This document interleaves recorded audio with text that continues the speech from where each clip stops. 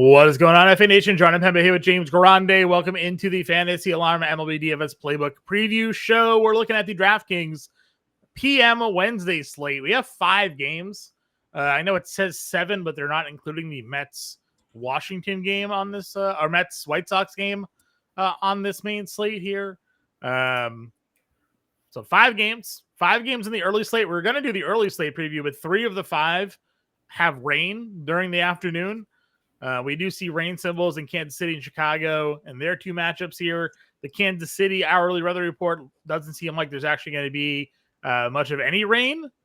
I've been wrong before, so we'll see what happens there. But for a split slate, day baseball, night baseball, we're kind of working with the best that we can.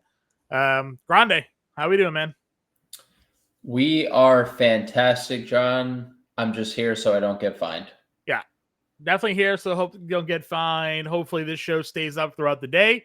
If you're tuning in and wondering what happened to the Tuesday preview show, that got taken down by YouTube for some sort of terms violation.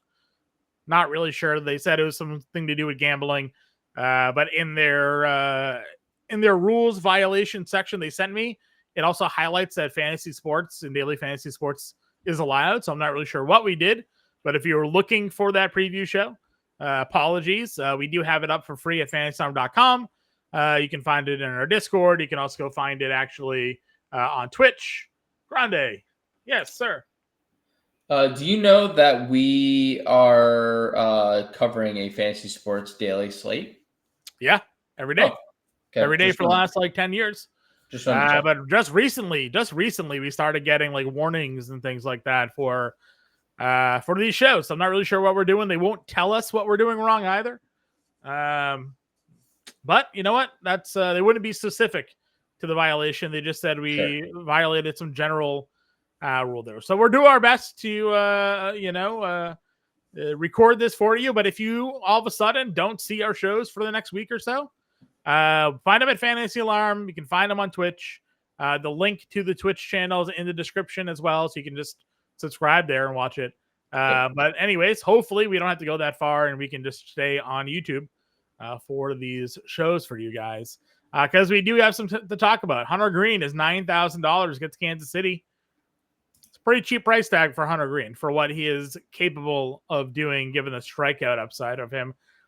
Came back from the IL in his last start. You have Noah Cameron on the other side of that matchup, looked pretty good in himself. In his most recent start, he gets Cincinnati, $8,800 for him. Tyler Mahle struggled against the White Sox. He's 86, and we have George Kirby, who made his return from the IL, his season debut in his last start at $8,500. We'll go there. Top 4 price starting pitchers. He's got Washington.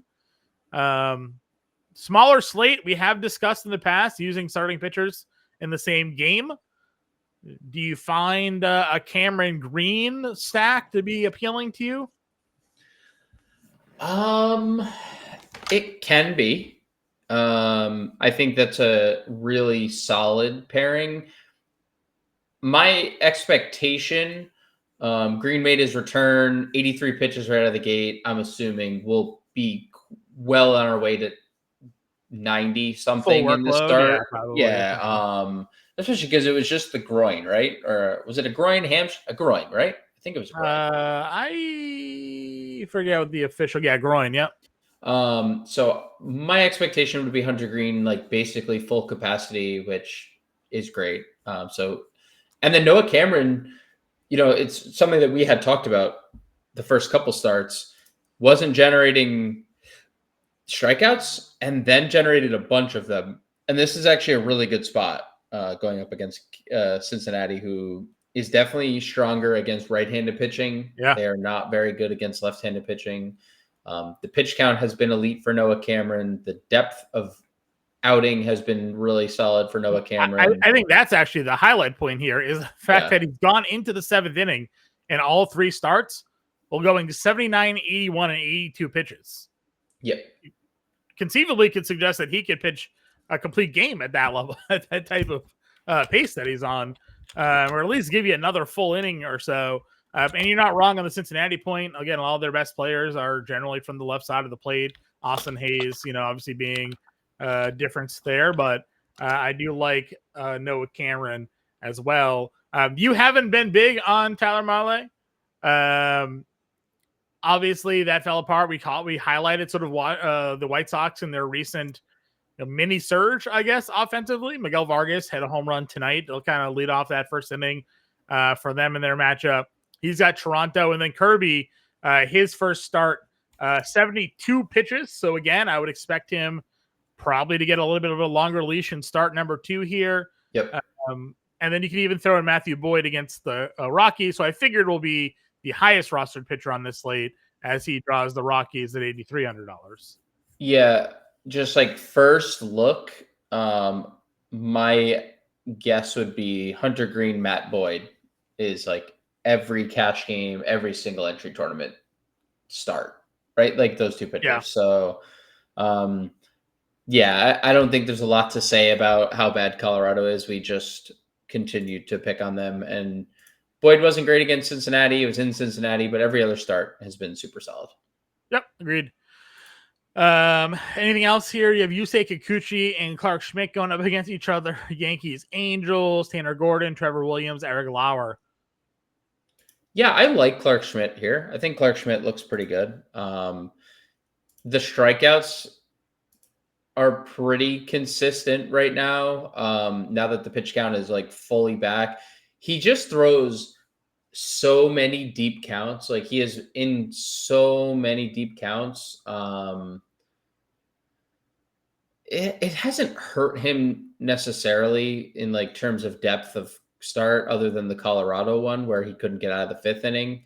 Yeah. But yeah, I mean, the Angels are I feel like I'm beating the same thing over and over again, but they hit a lot of home runs. They strike out a lot, right? Sure. There's a very wide range of outcome when it comes to facing the Angels. Typically that is a good thing to target because baseball, you're successful the best players ever are 3 of 10, right? So if you're, just on variance and like more often than not, like playing people against that offense will be successful. And then you'll get the large home run games and then you'll lose. And that's part of the process there. But sure. Yeah, I think Clark Schmidt looks great at 77. You could always play Kikuchi because strikeouts, but Yankees are very good against left-handed pitching. Tanner Gordon was weirdly good against the Yankees in that last start. How much is that repeatable? Because he has not been good at the major league level, dating back to last year. So that's what it is. Trevor Williams, good ballpark, bad pitcher, and Eric Lauer finally pitched, but he didn't pitch well. But it was in Tampa.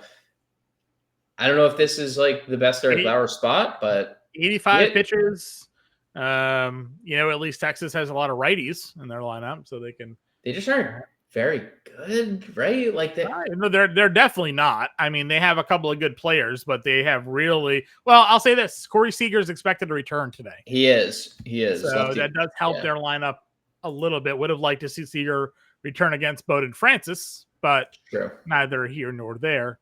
All right, catcher position, small slate. We'll see who's in the lineup. Obviously, Goodman, some power against Boyd. Maybe we'll get the wind finally blowing out.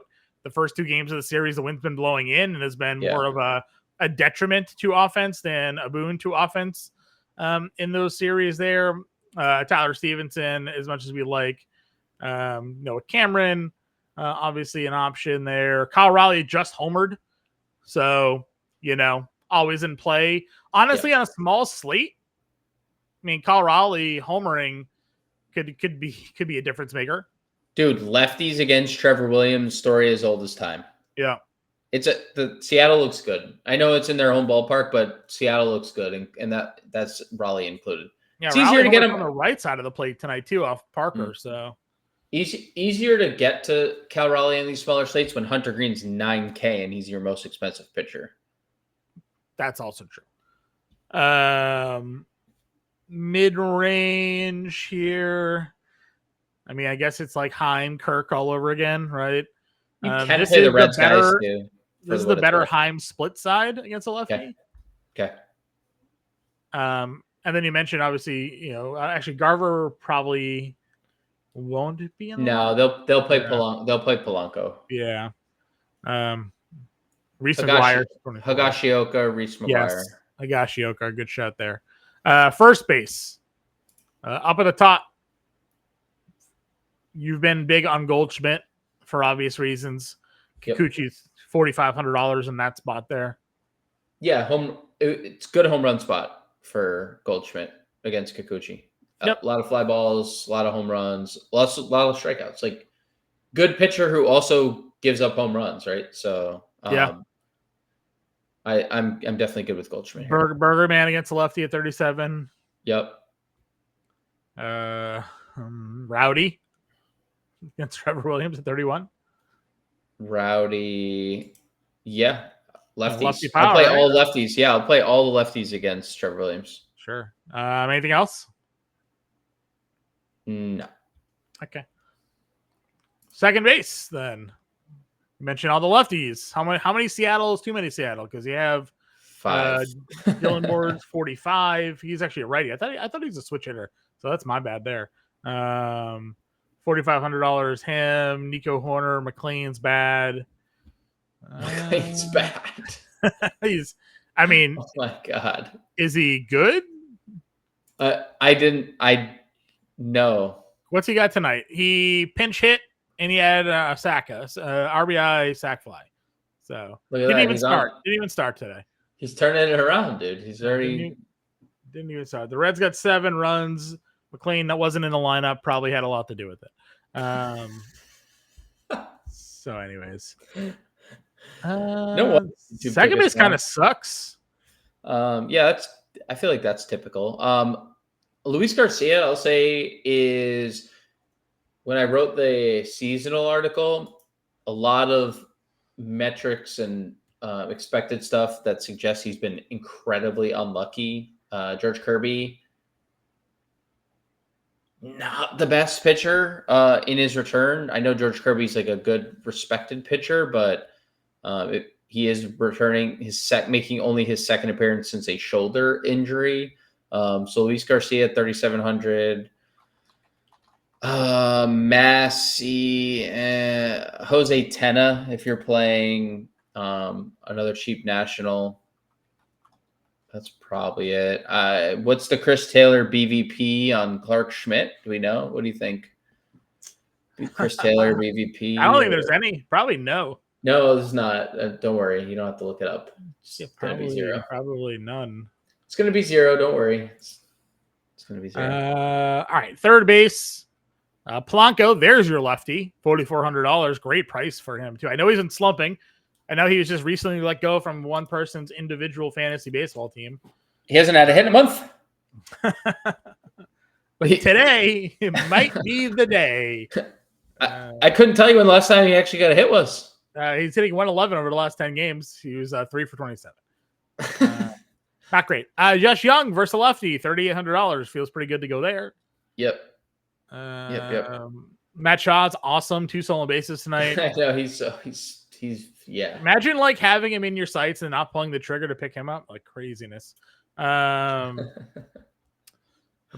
like him at $2,900. Got him against Male. Again, if you think Male is kind of a joke, Addison Barger's good play there. I mean, I think Male's obviously had like a good, respectable start to his year. But Tyler Mahle is not the pitcher that has pitched to this point, right? Like, and there's no strikeouts. Like everything's in play. So, yeah, I'd be willing to take shots against Tyler Mahle. Yeah, especially on a small slate. I mean, if there's ever a time, you do it on the smaller slate. Agreed. And again, like some of the peripheral numbers we suggested, there's no strikeouts really coming from him. So, yeah, I think it's there. Anything else at third base? No, I don't think so. Shortstop. Ellie double donged here tonight so far. He was actually just at the plate. They don't have any more runs though, so he did not come through. Bobby Witt gets Hunter Green, power versus power there. Nato's awesome. $5,800 for Zach Nato. It is okay. It is crazy. I know. What? No, he's good. He's good. Like, if you just covered his face and looked at the numbers, you'd be like, all right, like, is that Lindor? Right? 9 homers, 8 bases, Yeah. Like, yep. 900 exactly. I think that's probably a great shout. Like, without seeing like, that's Lindor. Right? I don't know. Something maybe honestly, Lindor probably doesn't hit 280, 290, but something like that. You'd think, oh, Lindor's off to a good start. Like, if you covered up like the games played, because obviously that's a player that hasn't played as many, but yeah, agreed. I mean, even Abrams under him, basically the same stat line, 8, 9, like 294. Both of these guys, but he's cheaper than Nato there. Gets Kirby. Swan Song at $4,900. Love Volpe, Lickens lefty. Seager for lefty. Yeah, dude. But like Seager also, like, I'm worried to play him off of a hamstring right away because there's another hamstring. Yeah, like it just feels like it could just, There's another one.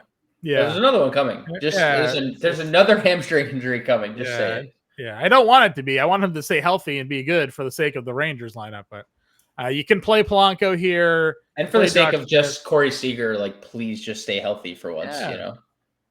Bichette 4K, Tovar versus lefty and Boyd. Yep. Crawford, another lefty versus Williams, 35. Yep, love that. Don't need it. I don't even think you don't need to go any further than that. Cut it right there. Outfield, Aaron Judge, really good at baseball. Then you have all 3 Cubs, can play any of them. If the wind's blowing out, if we get one of those like Kevin Roth, 80% increase in home runs because wind's blowing 25 miles an hour out or something like that, all to the middle. Yeah, on all the Cubs. You're gonna have to play. That one. Austin Hayes again has been really, really good. It's a price you're just not used to paying for Austin Hayes. J-Rod homered. Yep, he did. J-Rod, is it J-Rod's season? Are we back? Dude, he's been heating up a little bit. Are we back? Is it J-Rod's season back? I mean, get past the first month and a half of the year. It's Langford versus lefty. Varsho's got some pop. Hap, 4,400 leading off for that Cubs team. He's like the one guy that is like at some point they take him out of the leadoff spot, right? And they just you have to go back to PCA. Well, we say that he hit, and then PCA hit 4th. Yeah, right, and so I was like, I don't know, like it can't be. Yeah. I don't disagree. And long term, it's PCA. But what if PCA is hitting all these home runs still? Do you want him to lead off? Sure, Ohtani leads off. That's fair. Did you see the stat? I don't know if you saw the stat, but as a fantasy House Schwarber leads off. They don't care, man. They just are used not anymore. Yeah. Did you see the stat today about the Ohtani home run? No. Okay, so last year, John, Shohei Ohtani hit 20 home runs in 75 games. Okay? He had 50, what do you have, 56, 53? Sounds possible, yeah. This year, Shohei Ohtani hit 20 home runs in 55 games. So, math, he did it 20 games faster this year than 54. The year. Okay, so then he did it 20 games faster than a year that he went 54 home runs in. Yeah. Dude. Yeah. And he's going to pitch. Yes, dude. 96, 97. He was touching. I think the more impressive thing, actually, I lied. All of last year was impressive. Say, whoa, where are we going? Where are we going? But in the first 94 games last season, just looking at Baseball Reference here, first half, he had 29 homers and 23 stolen bases in 94 games. Okay. And then in 65 games, 30 games less, which they consider to be the second half of the season. That math doesn't math, but second half is 30 games less than the first half. 25 homers, so 4 less. 36 stolen bases. He sold 13 more bags and hit 4 less homers in 30 less games in the second half of last season. What if he does that again? Dude, well, that's people were like kind of dogging on him. He's like, he's only got 11 steals. Like, don't challenge the guy. You can run all over you if you want. You don't care. What if he does it again? So I mean, again, if he goes 50-50 again, and then goes out and also goes like 10-2 with like a 3-1 or something, because people think he's going to go out there and be like a 1 ERA guy. He's never that. He walks a lot of guys. He's probably not going to have a high pitch count early on either. But if he goes out there and wins 10 games or something like that, while going 50-50. I mean, he's going to start, and he's going to be awesome because he's an awesome starting pitcher. Yes. I was watching something today that was saying that they think Shohei likes pitching more than he likes hitting. Well, yeah, that's why he insisted on being a two-way player. Yeah. Other teams are like, we'll pay you all the money you want, but you just can't pitch. He's like, nah, I'm gonna go to LA. I'm gonna go play in Los Angeles for the Angels. They'll let me do both. Right. So, all right, sidetracked, avoided there. Let's see. Taylor Ward will just probably do some damage against Schmidt because why not? 4K there. Yep. Haggerty might lead off here. Haggerty might lead off. Yeah. He has not been good, but no. Neither has Santander, but we know like eventually, at least we think. Okay. So let's think about this. Seager comes back, right? Do they reshuffle the lineup? Maybe they move Wyatt back to the leadoff spot or Smith back to the leadoff spot with Seager back. And they go Wyatt, Seager too, because they like hitting Seager in that 2 hole. It's like always been where Bochy. Because you can go lefty righty that way or righty lefty that way. Yeah, and you do have the flexibility though if you put a switch hitter in the because Haggerty's a switch hitter. Yeah. So if you lead up, well, it doesn't. Yeah, I mean, if Haggerty leads off, he's in play. If he's hitting 9th, then it's not as good of a play. I agree. All right, let's get a lineup going here. Definitely doing the Green Boyd combo, and then we're just jamming in our lefties. I guess the question is Polanco, third baseman, or a shortstop for us here. No, third baseman, right? Because we want Crawford. Yeah. Polanco also doesn't hit. He's going to hit versus Trevor Williams. Are we sure? Yes. Absolutely. Okay. Absolutely. So if we do like a Raleigh, Polanco, Crawford, Berger, I guess this is where I run out of ideas with 4K a play. Second base. Let's just punt second base with like Jose Tena. So say Semien 3K? No, he's so bad. He's so bad they're hitting him 8th or 9th. That's where he's been hitting the last couple of days. I'd rather punt like someone who's not even in the major leagues. $4,400. Where is Cam Smith when you need him? The chapstick. All right, 4,400. Ward's 4K. I think it's just 46. 4,600 a player. I would love to get like another like just cheap. Well, I have one. Yeah. But it's not play Kyle? It's not playing Berger.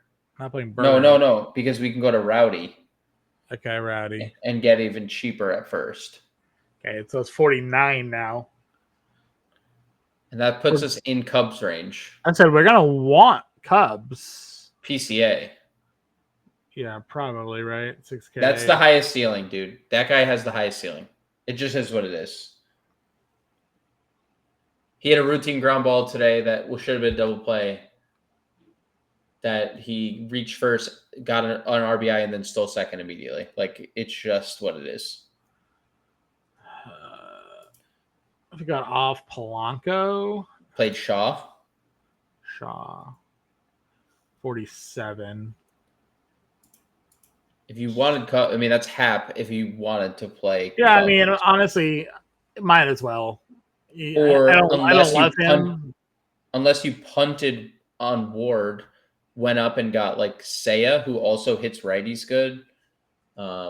What's the thing is like if we punt on Ward, I don't know what's the 3K. We got this. This is easy. This is the easiest thing we've done all day.